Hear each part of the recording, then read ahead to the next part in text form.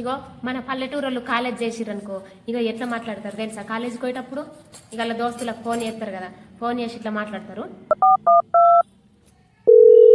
Hello, ready అయినవా? Okay okay, నేను ఇప్పుడే బయలుదేరినే, రోడ్ దగ్గర వెయిట్ చేస్తున్నా ఆటో కోసము. ఇంకా రెడీ కావాలేవా నువ్వు? తొందర రెడీగా, నేను కాలేజ్ దగ్గర దిగ్గానే కాల్ చేస్తానే. ఓకేనా? సరే సరే. అవును కానీ లంచ్కి ఏం తెచ్చుకుంటున్నావే బాక్స్లో? క్యాలీఫ్లవరా? ఓకే ఓకే, నేను పెసరపప్పు మామిడికాయ తొక్కే.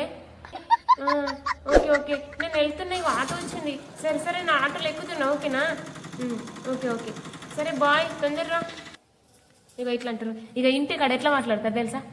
ఎడల పోసి మీ అబ్బాయి బీడీలు పెట్టాలి పోతున్నా కార్తలకు పోరు. మా అబ్బాయి కానీ వెనక గురి కట్టే తాగు.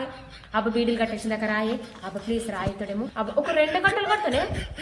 నీ కర్రె మొక్కదానే పో, పీక్ పో, నేను అత్త. నాకు తెలియదా కార్ఖానా? పో, నేను తీసుకొని వస్తా పో. స్టైల్ ఎత్తుంది.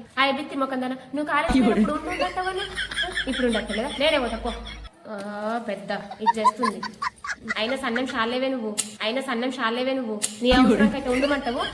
మేము పని పడ్డప్పుడు ఎప్పుడన్నా ఉండాలంటేనేమో పోతా అంటావు. ఇగో ఇట్లా మాట్లాడతారు.